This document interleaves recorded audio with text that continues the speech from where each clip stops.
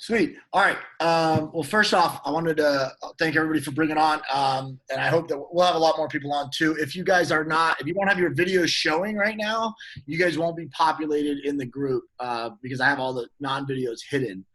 So that's just a little like IT thing that I do just so I know who's in the call and not. All right. I don't need any of that like Zoom spamming porn that they've been going on the internets lately. I heard Preston and Lars were the culprits.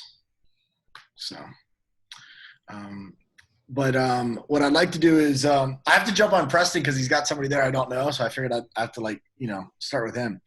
But guys, so Justin Harris is by far one of the smartest people I know in regards to nutrition, hands down. He will be super humble. He's probably not going to tell you all the stuff that he knows and what he does and who he works with, which is probably why I like him the most. But I have to be like, whoa, back up. Like when you're talking, like I have no fucking clue what half the shit he's saying. And mind you, I have a pretty good understanding of nutritional biochemistry, like a fairly good understanding of it. And it's still at another level. And that's what's super exciting is like when you find anybody that you could go 7 layers deep with and you can really have a good both training and nutrition and performance conversation, that's where it's exciting. We had, Christian Thibodeau on, 2 weeks ago. And he's very well known for body composition and online stuff, but yet he's a performance guy, and that's what he loves to do at his heart. And it's interesting that these guys find their niches in areas of bodybuilding and body comp and things like that whatever like these like other niches are that everyone becomes super popular in.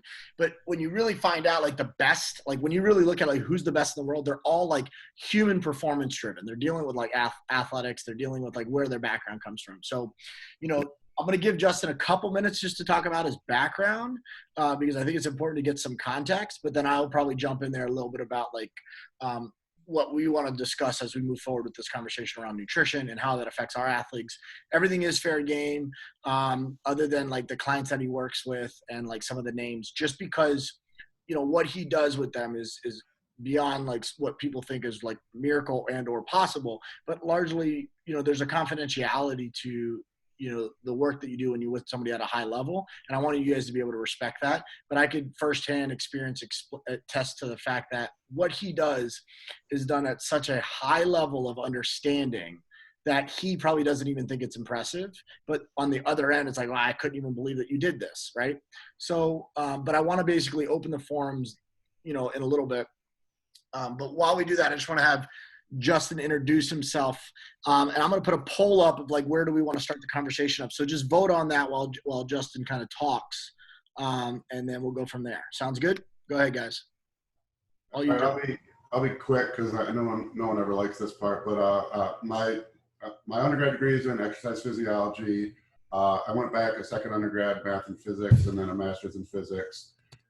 I worked in exercise physiology and cardiac rehab initially, and then got into nutrition through my involvement. I was always into nutrition. I played football in college, and I was kind of a shorter, undersized guy, so trying to do everything I could to get it, an advantage. And I got into bodybuilding and powerlifting after, and that's kind of where it took off. And I started a company, Troponin Nutrition, primarily originally working with bodybuilding athletes and strength athletes. It's grown to just, bodybuilding, powerlifting, strongman competitors, and then even general fitness people. My real interest is nutrition and body composition. I can train, I write training programs, I can work with anyone, but my real interest is the real high cutting edge kind of body composition type things. Not even necessarily performance, oddly enough, because, as an athlete, but just the pure body composition, adjusting body fat, things like that, glycogen storage from nutrition. So that's kind of the long and short of it. Cool. So I just entered the poll. I basically broke down to like 4 different categories. Is calories all that matter? Supplements, fasted cardio, which is one of the things that you're really well known for. And then the last subject is steroids. So everybody, I think highest vote right now has been supplements. So I want to start with that. Because that's kind of where everyone goes. And you and I might have some different viewpoints on it, but I think it's important to kind of have like not just a good debate, but also like why are those things different, you know?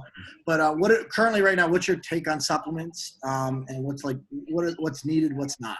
It's tough. Typically the supplements that produce dramatic changes in performance or body composition tend to not stick around very long because the pharmaceutical companies want to make money off it, and so they become banned. Which is when I think of supplements, I think kind of two categories: the supplements that are trying to be hormonal or trying to be medicational supplements, and those all more than likely aren't going to work, and if they do work, aren't going to be on the market very long. And then I would say nutritional supplements, where you're basically trying to replace food, and those are the supplements that do work because we know how food works. I'm not a big supplement fan. As far as body composition, whole food is always better. It just is.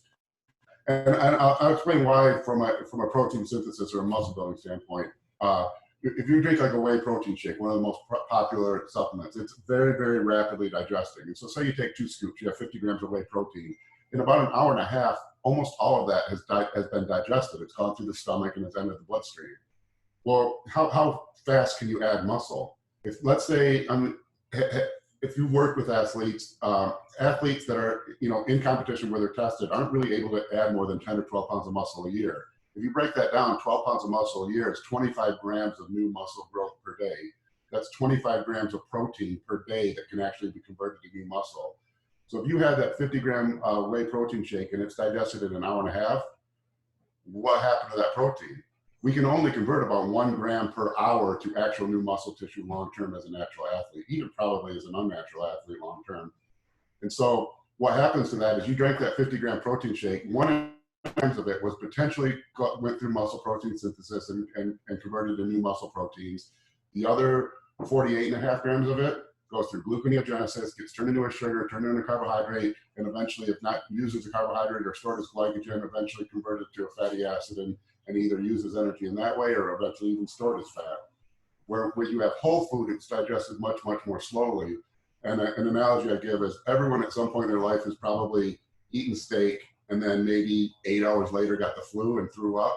And what do you throw up? Chunks of steak that you ate 8 hours ago. Now that 50 grams of protein has 12, 13, 14 hours where it's slowly entering the bloodstream, trickling that 1 gram to allow the protein synthesis to occur. And you're much more likely to get the benefits you want from those amino acids than you would from a supplement amino acid.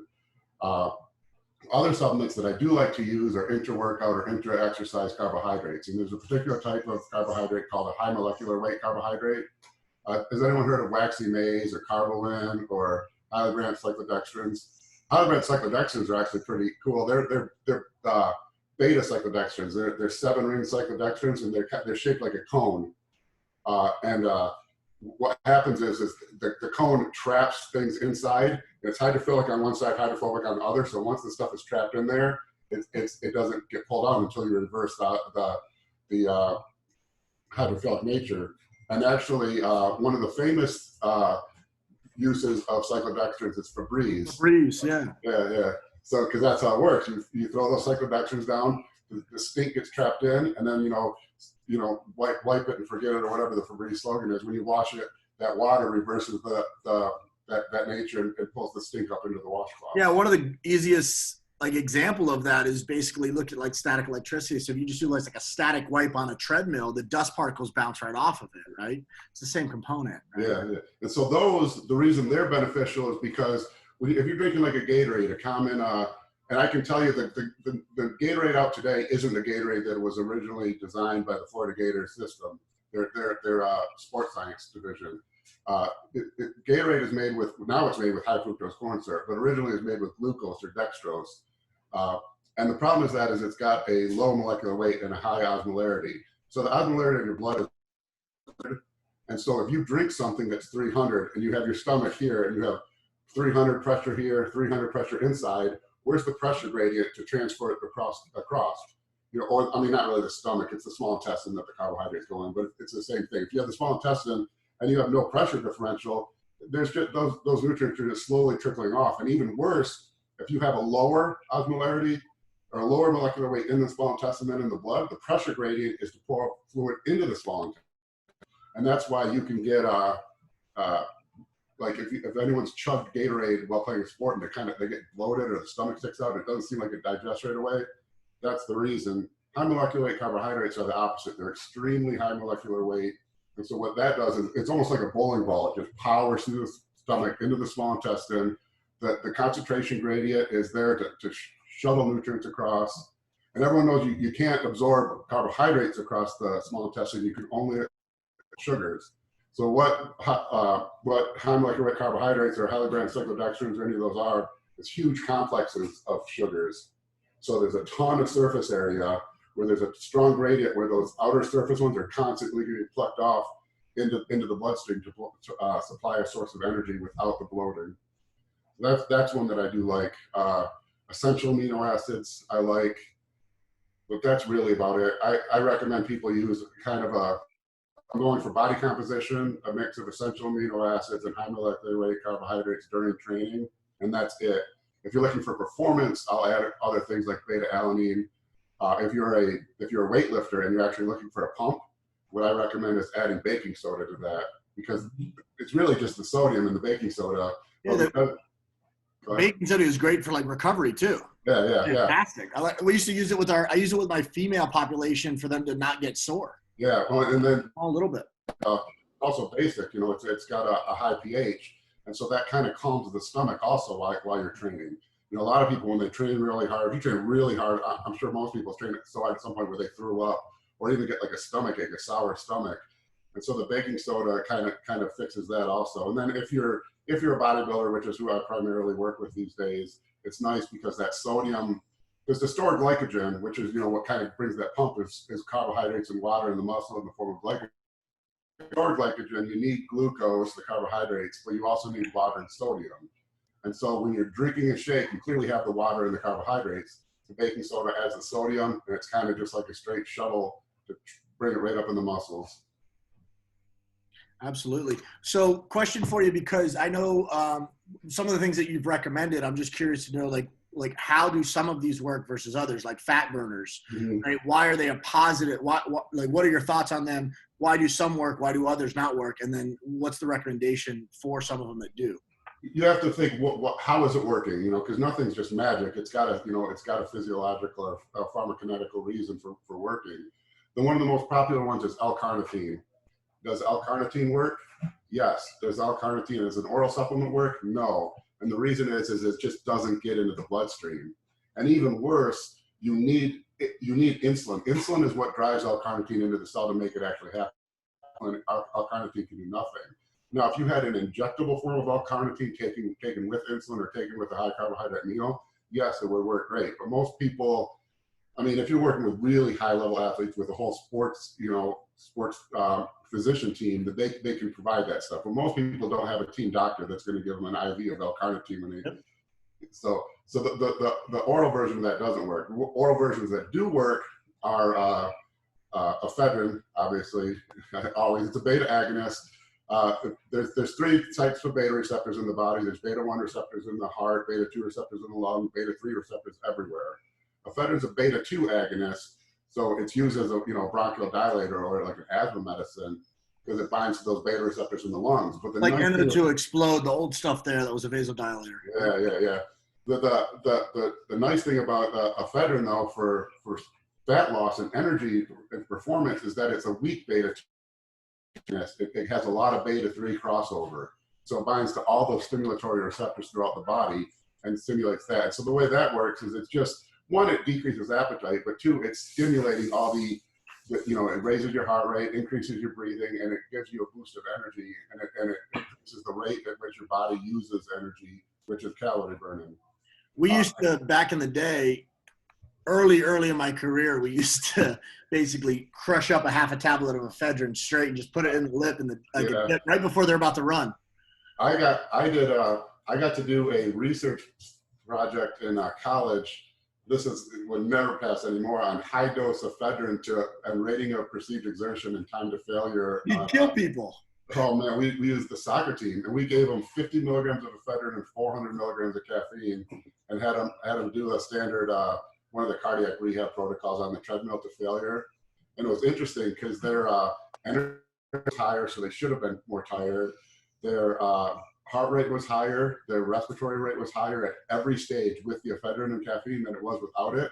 But at every stage, they reported a lower RPE. Yeah, and they recovered faster with the ephedrine, for sure. Yeah. But so every biomarker was that they were working much, much harder, but they thought they were working much less hard, which is pretty interesting.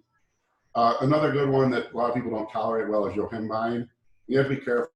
A lot of people sell yohimbe, which is the yohimbe bark that you're trying to get the yohimbine hydrochloride out of. So I always recommend just getting yohimbine. Yohimbine's the opposite. Yohimbine's an alpha antagonist. And so, you know, it's kind of, is it antagonist or agonist? Anyways, it works on the alpha receptors, which are kind of the opposite of the beta receptors. And the nice thing with yohimbine is that estrogenic fat distributions tend to have higher amounts of alpha receptors. Androgen receptors are more prevalent in the shoulders, which is partly why men have a wider shoulder girdle or shoulder complex than females. Well, there's a higher prevalence of alpha receptors in the hip region, basically.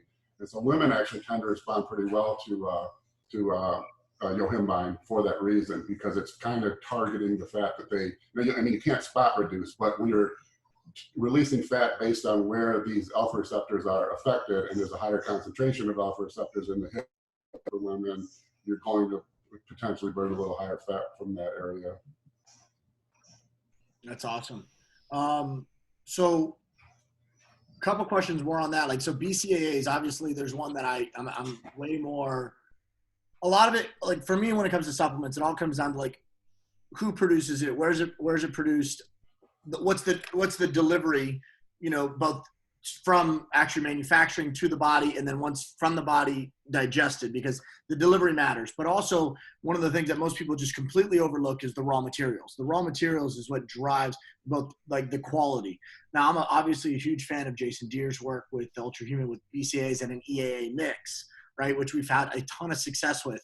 And yet they're on the market, everybody and their mother will tell you BCAAs are garbage and they're just a waste of money and time. But yet we've seen a substantial amount of both evidence and experience that have helped tremendously with athletes and body count and energy levels with a supplement like that.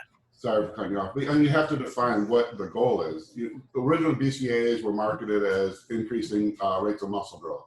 And L-taurine, which is like typically the highest concentration, most BCAAs are 411, with 4 times as much L-taurine or L-leucine, I'm sorry, as isoleucine and L-valine. And L-leucine is the specific trigger for what triggers protein synthesis. Yeah.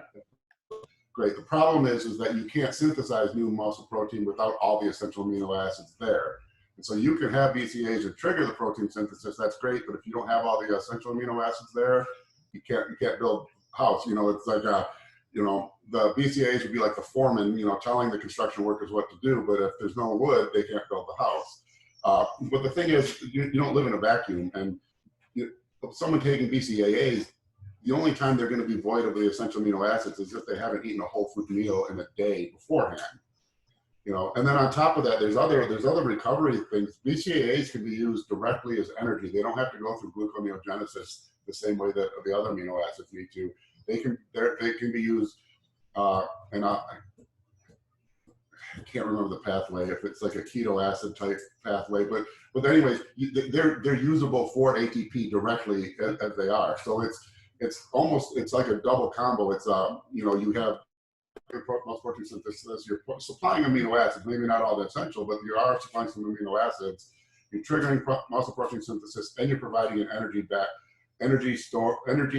pathway in the absence of other energy pathways if it's needed immediately. And if you combine it with BCAAs and essential amino acids, then you get the best of both worlds. Absolutely. What's your take on, like, there's a lot of different debates on it, but primarily use cases. What's your take on salt?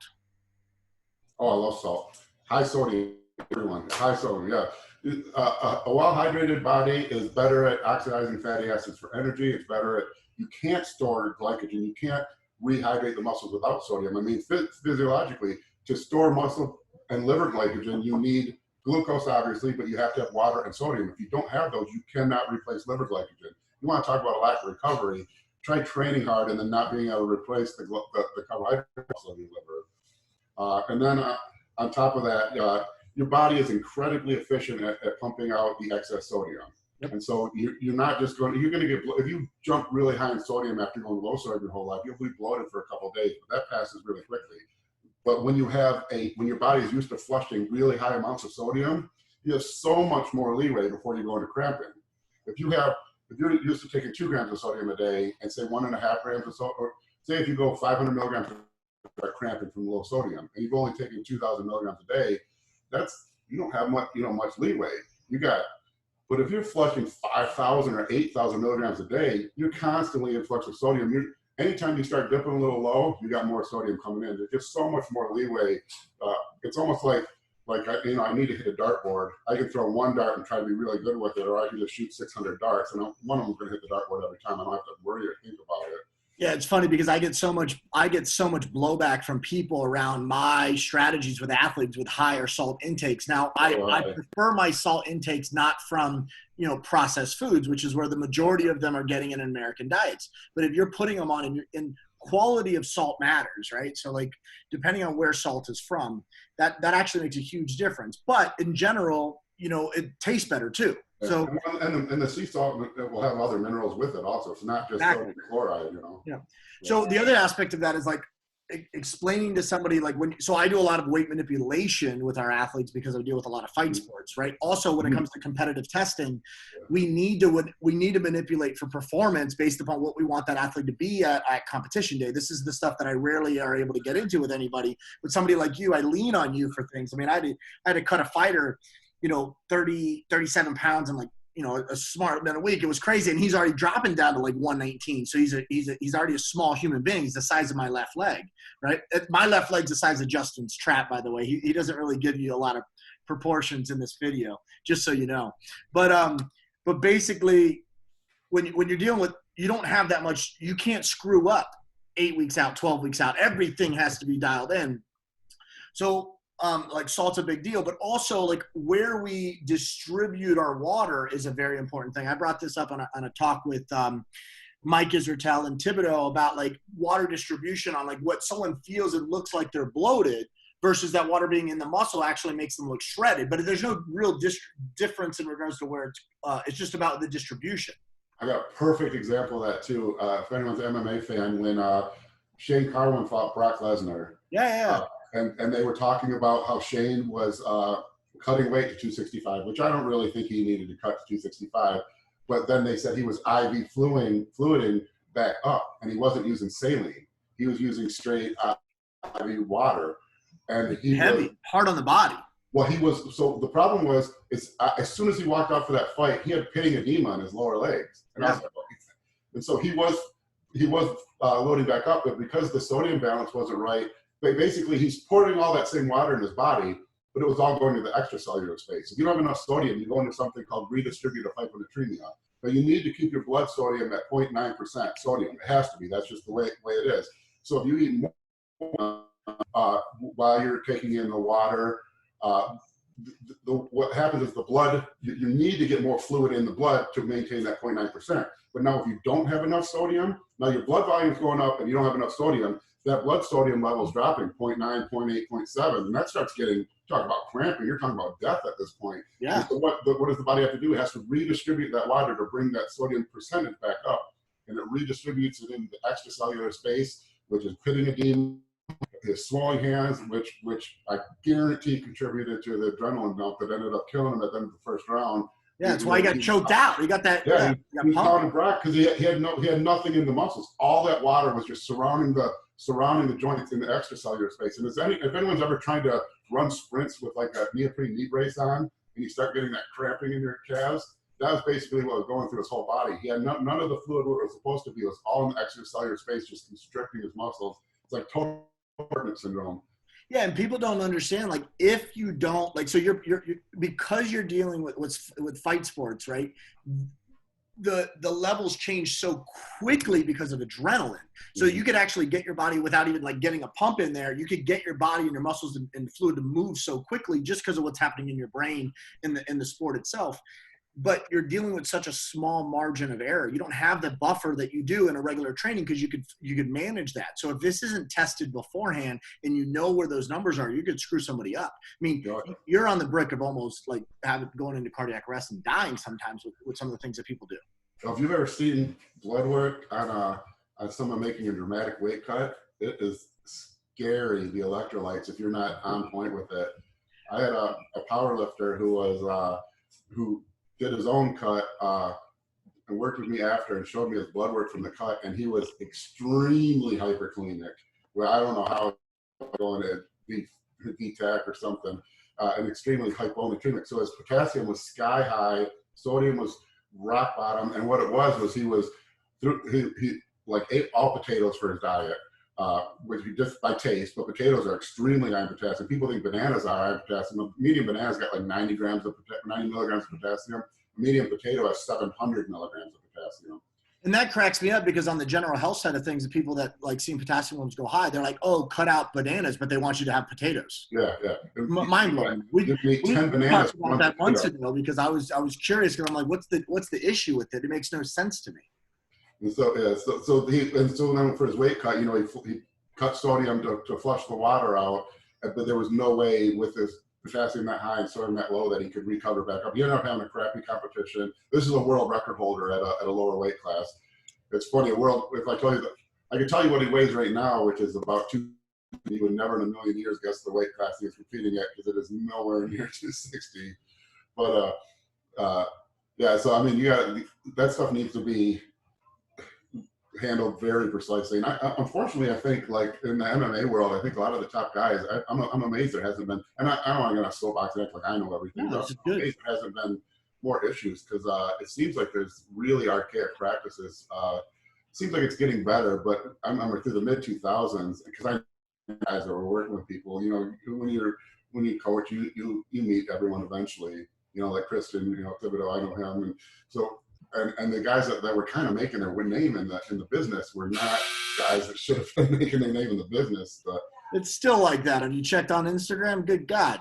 These experts they've never touched an athlete in their life. And then they're the best in the world. And then what ends up happening is they pulled the wool over people's eyes as though people actually then reach out to them. And that guy ends up in a hospital bed. Yeah. Well, a lot of it is luck of the draw. And I'm no different. If your buddy is with someone who ends up being an incredible MMA fighter and you happen to like nutrition, maybe you went to college with them, that's kind of how it snowballs. And like I said, I'm not really that different. One of my first training partners was a kid named Steve Kukla, who was 18 at the time, who's now like a top 5 Mr. Olympia competitor in bodybuilding, and so I was just some kid with, who loved nutrition. And if in some small town in Michigan, if I didn't have him, it would have been harder for me to get that break. So everyone kind of needs that. But yeah, for whatever reason, it seems like a lot of the MMA guys happen to be friends with a stud fighter and just got dragged along with it. Cool. Hey, so Lars had a question. I'm going to bring him off of mute real quick. If you don't mind taking yourself off, go ahead and ask the question that you had. Yes. Hey, Justin. I wanted to ask you, we talked about the body only being able to process about 1 gram of protein an hour. I wanted to understand, what are the processes that cause protein to not be utilized as protein? So when I say processes, I'm only being nitpicky because you can process almost an infinite amount. If you eat calories, you're going to process it. You're just not going to use it as a protein. And so how do we store calories in the body? Obviously, we can store them as fat. And there are 3 macronutrients: fat, carbohydrates, and protein. We know we can store fat. We know we can store carbohydrates. We store them as glycogen, muscle glycogen, liver glycogen. We can't really store. We can store it as muscle. And muscle does not accumulate as fast as fat does. Everyone knows, especially during this quarantine, we know how easily fat can accumulate. Muscle doesn't. So what happens? Let's track a bite of steak through the body, I guess. So you eat the steak, you've worked out, and if there is a trigger for protein synthesis, say in my bicep, mTOR has been activated, there's a trigger for protein synthesis. If protein's there, synthesize new protein structures to make that muscle cell bigger. What happens is all 20 amino acids have to be present at that site for protein synthesis to occur. So the muscle protein is mixed up with 20 amino acids. I can't have 19 of them and make a muscle protein. I have to have all 20. The problem is 9 of them There are 9 or 11 essential amino. There's 11. Two of them are essential but conditional. Anyways, the 9 essential amino acids you have to eat in the diet. The other 11 amino acids, the body can take this essential amino acid, add a little hydroxyl group to it or whatever, and to convert it to the non-essential amino acid. But all 20 amino acids have to be present there. I'm sorry, I'm kind of taking too long on this. And then when that happens, it builds up the muscle protein structure. The problem is that just happens very slow. And you could do the math. If you say, you know, everyone eats protein a day, 200 grams. So let's just say 100 grams of protein. That's nothing. That's a big steak. Everyone eats that. Even people who don't try to eat protein eat 100 grams a day. Well, that's 1/10 of a kilogram, right? That means you'd be getting, so after 10 days, you should be gaining 2 pounds of muscle. Or after 365 days, you should be gaining 36.5 pounds of muscle every single year, no matter what. Or actually, more than that, it's 365 grams of muscle. Right, whatever. I'll make it an easy one. Let's say you eat 500 grams, 1 pound a day of protein structures. If you were using all 500 grams to actually as protein, you'd be gaining a pound of muscle a day, or 365 pounds of muscle every year. So that, you know, after 2 years in the gym, you'd be around 800 pounds of pure muscle. So clearly we don't use that much. And so if you back it down and do the math and say, well, let's say most people can't really add more than 15 pounds of muscle a year. So say, what's 15 pounds, convert it to grams, divide by days, and you get about 25 grams, or roughly 1 gram per hour, because it's pretty consistent. There'll be peaks, you know, around a workout, when, you know, probably in the hour or 3 hours after workout, it's a little higher. Muscle protein synthesis is always spiked for about 1.5 hours after every meal, which is one of the reasons why multiple meals is better for building muscle. Muscle protein synthesis isn't just triggered by training, it's triggered by eating, actually, which is why fat people tend to be pretty strong. But it's so if you track it down, you get about 1 gram per hour. So what happens to the rest? Well, that floats around the bloodstream. You always have amino acids in the bloodstream, and it's looking for a reason. And sometimes you're not building new muscle. Sometimes there's damaged muscle that you have to repair. There's normal protein turnover through all your organs and all your muscles. So on this bicep, there was a trigger to build some muscle. On this bicep, this was still, wasn't a trigger to build muscle, but it was beat up, and so I need to replace some of the lost protein structures. So there's another gram. And you kind of go through, there's only so many grams in it that can encompass in a day. And so the rest, if those amino acids don't have a reason to be used for protein turnover or building new muscle, they can't just sit there, because we can't store amino acids. We can only store full protein structures as muscle. So the body has to have some use for it. Otherwise, amino acids would pile up and we'd go into, amino acids they're an acid, so we'd go into acidosis real quick. So the body has to do something with them. And what it does is it's a process called gluconeogenesis. And it's a descriptive process. Gluco is glucose, neo is new, this is create. So it's creating new from those amino acids. And that's what happens to probably 99% of the protein you eat ends up just being a sugar.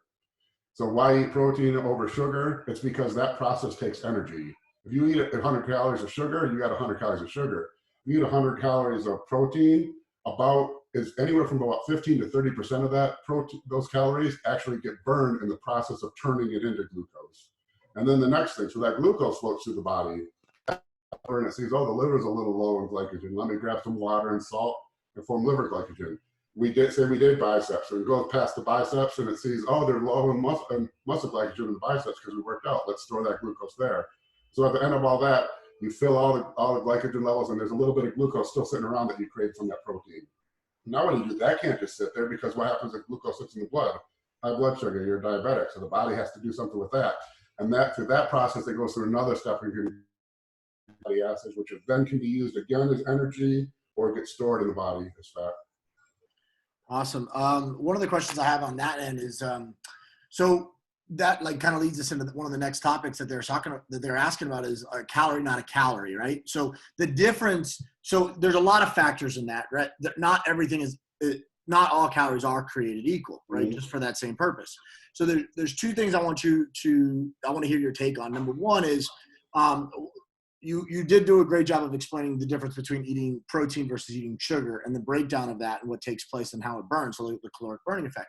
But also, one of the questions I have is, like, over time, if you're trying to lose weight, right, why going on just a high protein diet isn't probably some of your best options, right? Mm-hmm. I'll start with calorie. Is a calorie a calorie? No, it's not, clearly. But does calorie in versus calorie out matter? Or is all that matters to a point? No, all a calorie is a measure of energy. It's defined as the amount of energy it takes to raise 1 gram of water 1 degree Celsius. That's all it is.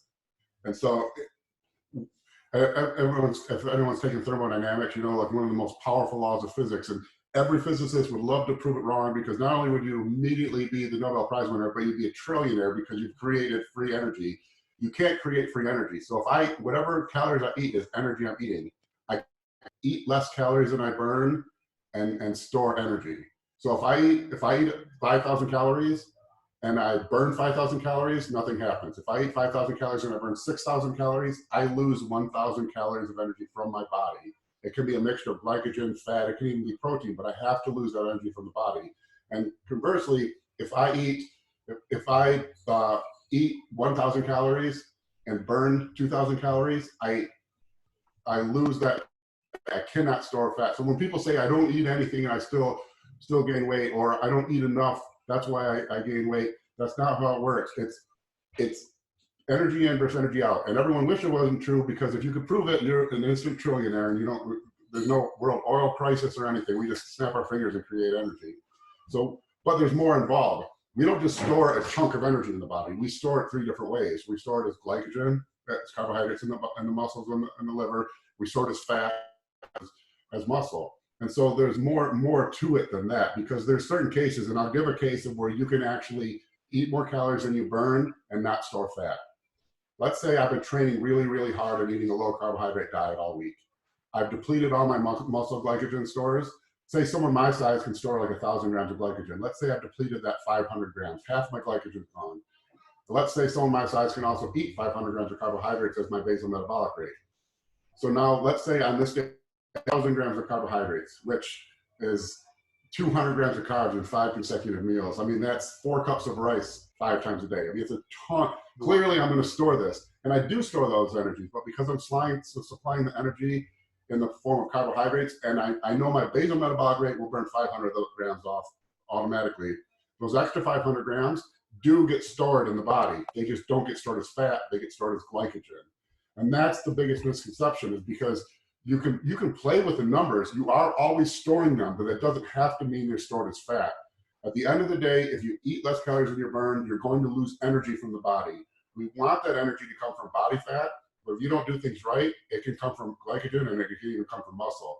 And that's why you said that why just straight protein won't be good.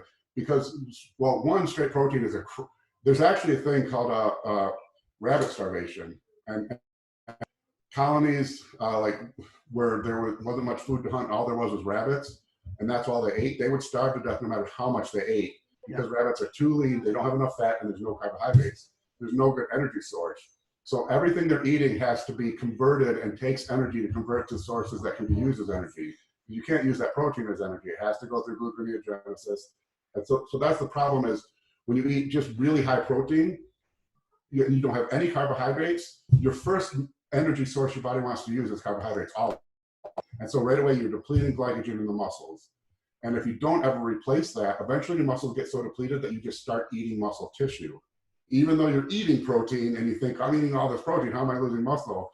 Well, because your muscle glycogen is depleted, you don't have any energy stores, you basically taught your body to use protein for energy, and in a calorie deficit, and the only source of protein you have in your body is muscle. So in a calorie deficit, and your body is used to using protein as a source of energy, it's going to take time for that source of energy. So when you talk about like complete proteins, one of the things that you really put me on to is just understanding like my kind of family background, because I'm Cuban, Puerto Rican, and Irish, so I'm a mutt. But growing in a Hispanic home and going from kind of both pretty much poorer demographics, we eat beans, rice, and chicken. Like that's pretty much our wheelhouse, right? If we run out of that, it's go fish and figure that out. And then Christmas for us is steak. But everything we do is it's rice and beans, rice and beans, rice and beans. And you bring up a lot of points, at least from the stuff that I've heard from you, as well as what I've learned from you, is like understanding like the complete proteins of rice and beans together, and why that's so important versus just cultures that are doing that just by themselves, like just one. And so it's almost like, so rice is an incomplete protein. If you only ate rice, you would die eventually. Beans is an incomplete protein. If you only ate beans, you would die eventually. If you beans and rice complement each other. The essential amino acids that rice is missing, beans have. The essential amino acids that beans are missing, rice has. And so cultures who only ate beans didn't survive as a culture. And those that somehow got lucky enough to mix these two survived. And not only survived, thrived, because every meal they were having was a complete protein. So they could grow taller, they had more energy, they never had muscle wasting, they could hunt better, they could work better. And so if you go through around the world, find the foods that are eaten together are not almost always complete protein sources. If it isn't a meat-based culture, the traditional foods they combine will be complete proteins, because if they weren't, they would never survive. They would have died off, thousands of years ago. And another interesting one, actually, I wrote kind of a joke article about this in school one time. Corn is the rate limiting, meaning the amino acid that limits how much complete protein there is L-tryptophan. L-tryptophan is the precursor for serotonin, which is like the feel-good love hormone. Mm-hmm. And so historically,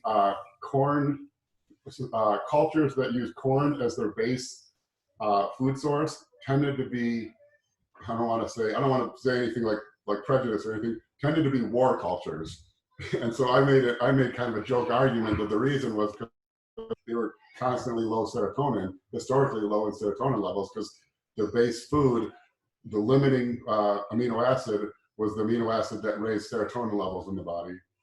So is corn good for you or bad for you, or should we have it or not? It's fine. I mean, we're in a first world country, and we're not going to live on nothing but corn for 30 years straight. But if we did, we would have chronically low serotonin levels, and we'd all be depressed and sad or angry. We wouldn't be lovey. One of my favorite things about working with you is this allowance of a cheat meal. Mm-hmm. And I said, hey man, you don't understand. Like, I grew up a fat kid. Like, I'm 265. Like, I can get big quick. Like, it's easy for me to get huge. Like, you really want me to eat as much as I want? Like, you're talking like I'm gonna go to town, and you're like, try it, just keep going. And every week I'd keep losing weight. The cheat meal then turned into cheat days. The cheat days then turned into a week. The week turned into my lifestyle. The lifestyle then turned into, oh shit, that's not a good idea. But why, if you stick to a cheat, one of the first things that you put me on after you saw what I was doing is you gave me a cheat window, because you said, okay, you have to eat it within a certain time frame. So the two questions for you is, number one, why is a cheat meal okay, right? From a lot of mental side of things, but also physically, like what's actually happening. But then the second question is why make it within a window? Why is the window so important? So why can you have a cheat meal, or why is it good? Well, one, we're not robots. If we were, we might not have a cheat meal. But the thing is the way I do it is I talked about those high carbohydrate days to replace glycogen. What that does is keep your metabolism up. If you chronically undereat, your metabolism is going to slow down eventually. And this is very morbid, but all you have to do is turn on National Geographic and use, Somalia or Ethiopia, where these people are eating 300 calories a day for most of their life, and they don't die. And the reason is their body has adapted to however low your carbohydrate or calorie intake is, your body is going to try to adapt to keep you alive.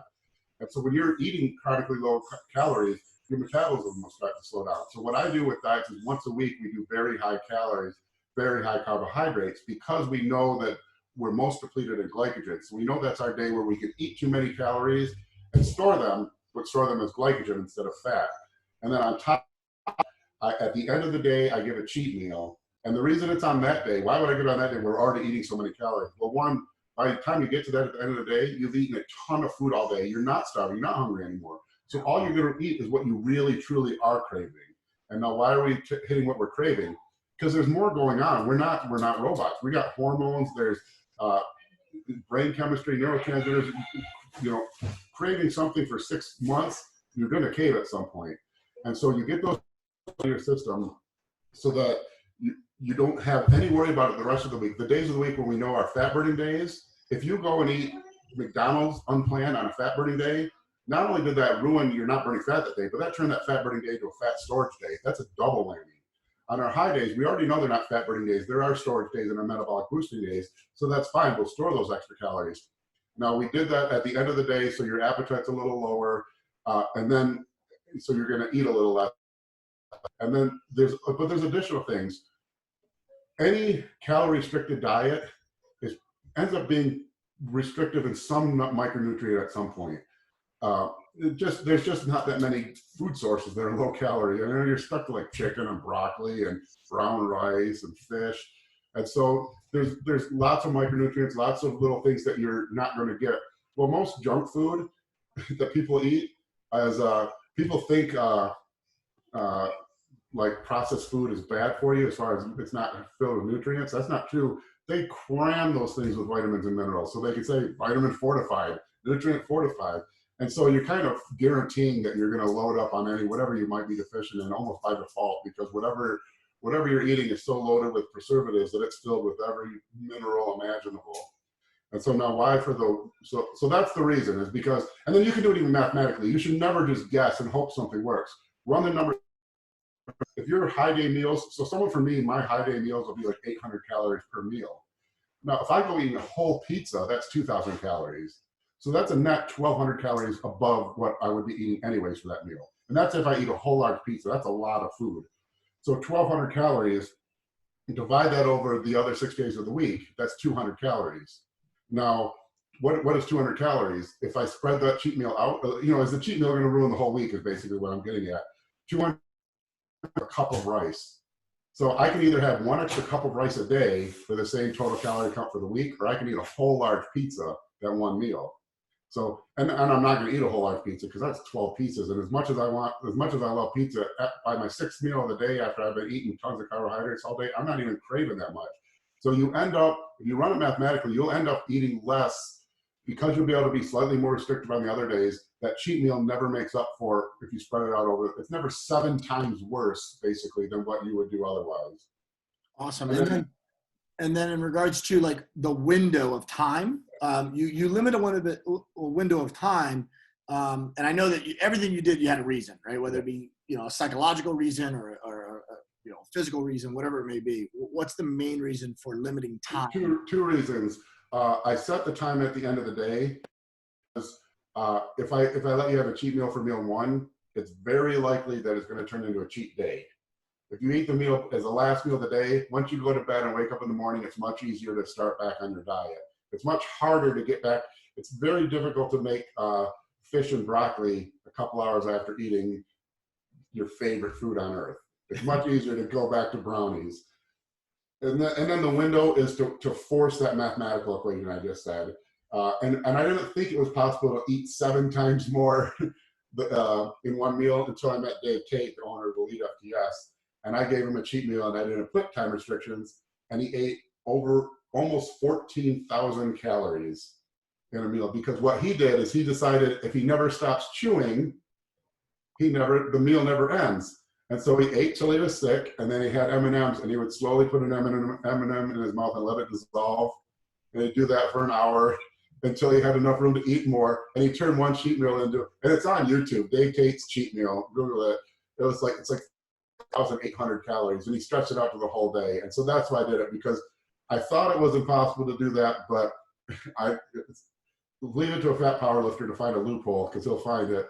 So then if I restrict it to an hour, or say eat it the last meal of the day, and once you go to bed you can't eat anymore, then that limits, because a whole lot, there's only, no matter what you eat in an hour, you could eat a whole large pizza.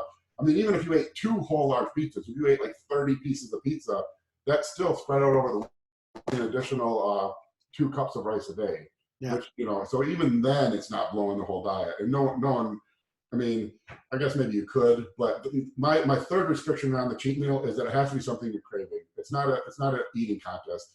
Don't eat 70 deep fried Twinkies, or don't eat 3 pounds of butter just to see if you can do it without puking. It actually needs to be what you're craving. That makes sense. Cool. Amy had a question. So Doc, Amy, jump on there. Hi, Justin. So in the context of rehab and where like nutrition's obviously at the forefront, what would you say are like the main steps that you would take for determining your client's needs or prioritizing their nutrition? Well, find out what they eat. Most people just eat terribly, and so what I like to do. Well, first of all, for rehab, this is not really what you asked, but you're the one case where high protein diets actually are important because people with extreme muscle damage or tissue damage have to repair that tissue, and so those people actually need higher protein than a bodybuilder who's trying to build new muscle, because you can break down hundreds of grams of tissue a day by injury or damage, but you can't build hundreds of grams of tissue a day. But I would say for my general public, I have an approach I call pick it, kill it, grow it. And so I start, rather than give them a restrictive diet, I tell them amount of macros or amount of foods to eat. I tell them to foods you could pick from a tree or from a field, food you could grow in your garden, or foods you could kill, like you could hunt basically. And if you stick to, there's no Pop-Tart tree, you don't go, there's no, Pepsi hunting season. And so, if you stick to that, and I find those foods are almost self-regulating for what the ideal human body health-wise should be. When I say health-wise, and I'll say men because I'm a man, so the ideal body composition for man as far as hormone profile, high testosterone levels, low estrogen levels, life expectancy is 8 to 12% body fat. You get below that, you start running into reduced testosterone levels. If you get above that, your aromatization levels increase. So the testosterone you're doing gets more likely converted to estrogen.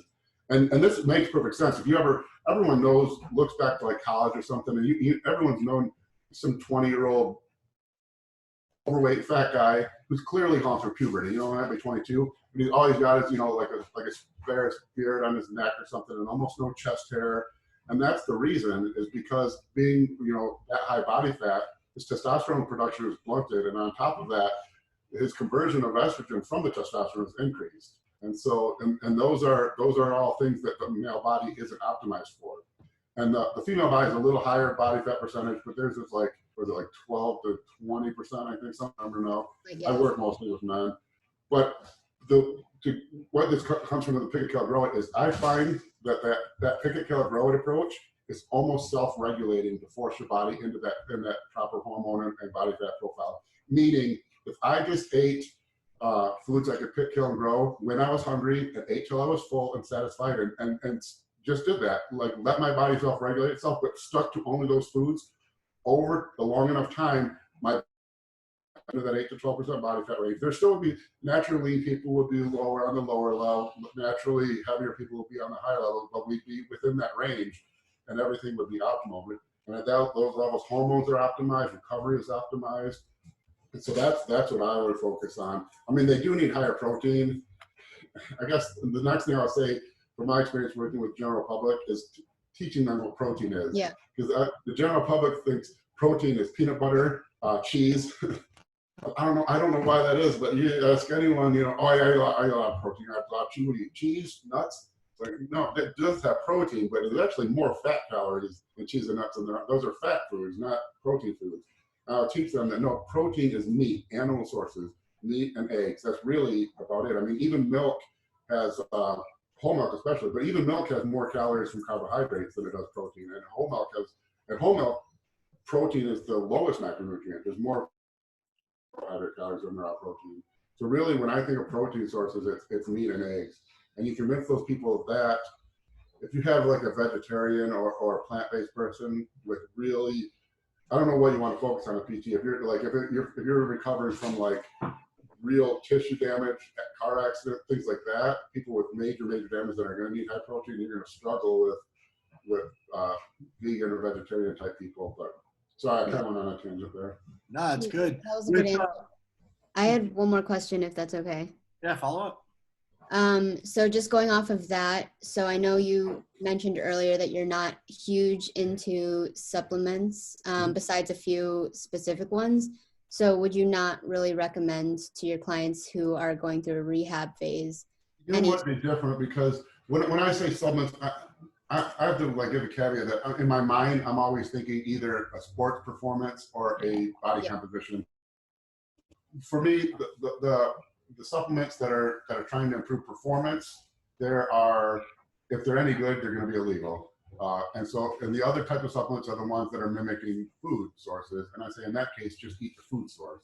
For you, it's going to be different because you're going to have things like minimizing inflammation, like curcumin, or you're going to have joint things, or probably even people with glucose disposal agents, people with high blood sugar. There's one that I've, in my experience, because I track my clients' blood sugars, fasted blood sugars, 1,500 milligrams a day, 500 milligrams 3 times a day of berberine, in my experience, reduces blood sugar and A1C equal to 1,000 milligrams of metformin.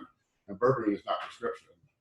And so, yeah, I mean, for you, it's going to be, there are going to be things, because you're going to have joint things, you're going to have MSM, you're going to have anti-inflammatory type stuff. You know, curcumin is going to be way better than NSAIDs if you can avoid it. Yeah. So yeah, for you, it'd be, I shouldn't say I'm not big on supplements, because I'm not big on them, because for strength athletes and performance athletes, they're not as effective. For joint care, for general health, like getting blood sugar down, things like that, they do become more important. Now, where does that fall in regards to building base level point in regards to like vitamins, minerals? I don't, in first world countries, my clients eat 6 times a day. It's been a long time since anyone in America has dealt with scurvy.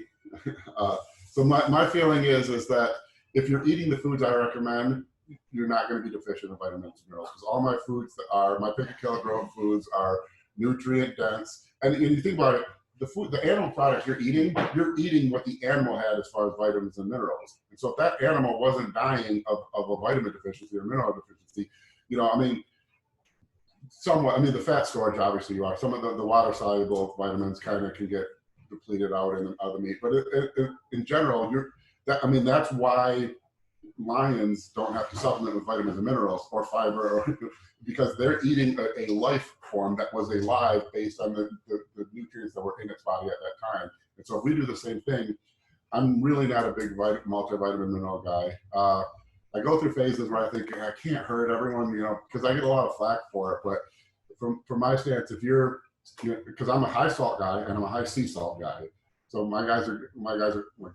clients are getting lots of minerals in the salt, you know, and my food sources are all high nutrient, low calorie, so they're getting about as big of a bang for their buck as far as vitamins and minerals as you can get naturally. So I don't recommend it. Cool. If you eat junk food, yes, supplement, I guess. But. Gotcha. Who's got the next question? Yeah. So for like an athlete, you were talking about sodium with cramping and things like that. You know, back in college, one of the nutrition books to make your own like Gatorade, it was like sodium, sugar, water. So like, what would you recommend for an athlete to drink either during a game, at halftime, before, to make sure they don't cramp and they have like the energy they need to perform at a high level?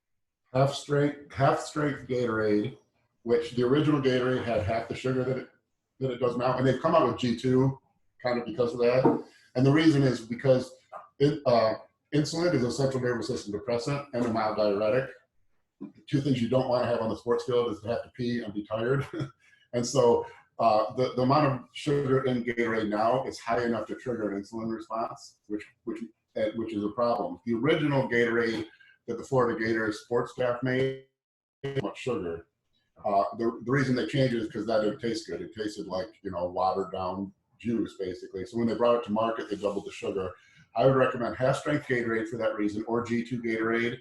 If you do half-strength Gatorade, I would recommend adding a small amount, like a teaspoon max per 32 ounces of baking soda, and then possibly supplementing with magnesium.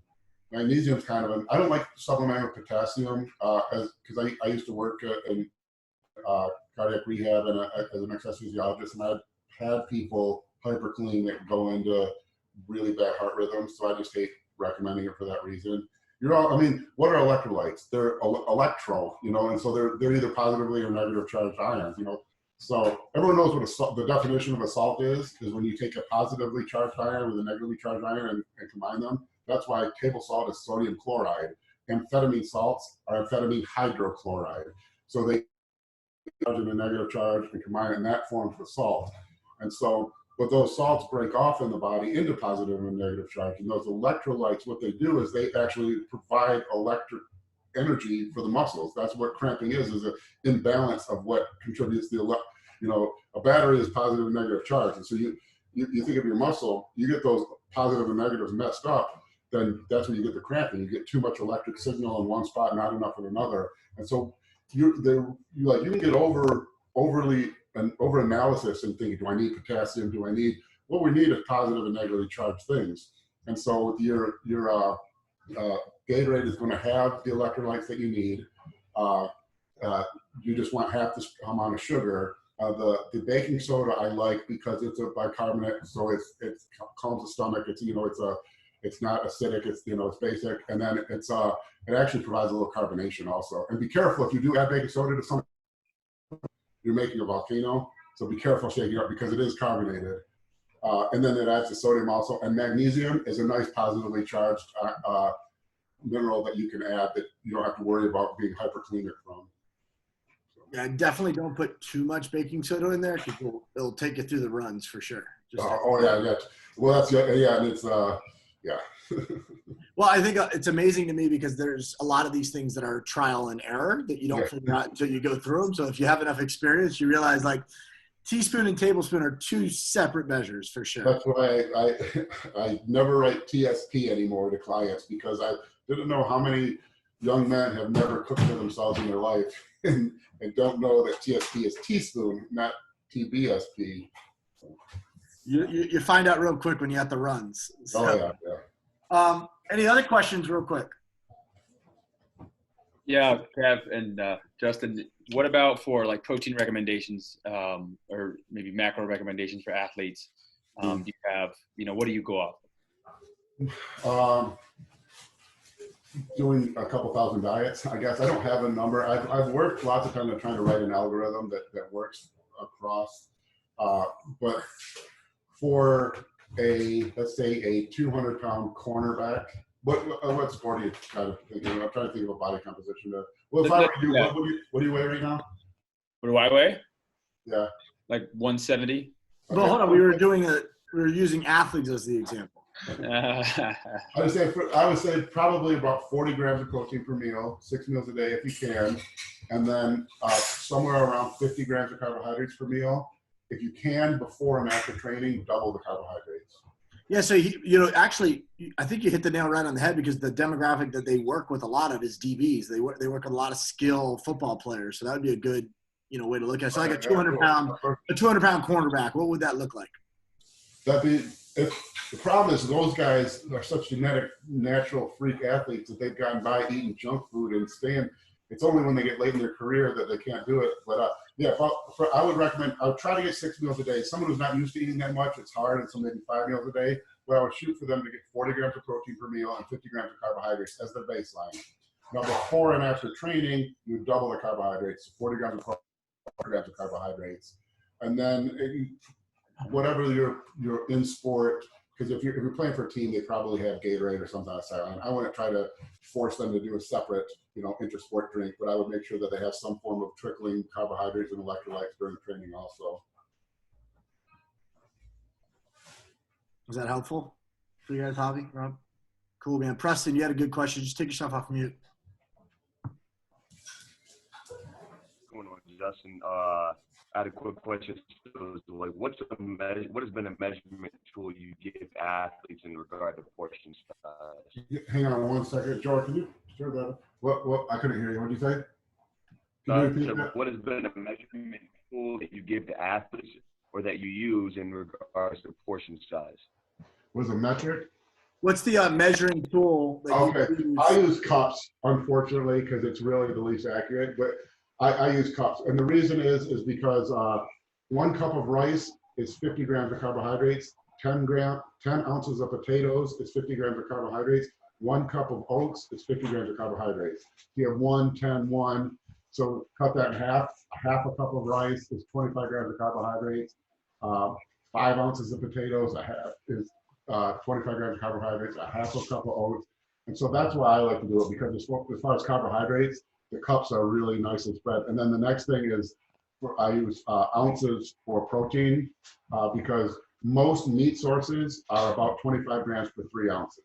So it's really easy to play off that. So you're, so 25 grams for 3 ounces, 6 ounces is 50 grams. So for someone eating 40 grams, boom, 5 ounces of protein. I wouldn't even worry because chicken is a little higher protein than steak, per ounce. I wouldn't even worry about that. I'd say my 40 grams of protein means I'm trying to get 5 ounces of protein 5, 6 times a day. That's what I use.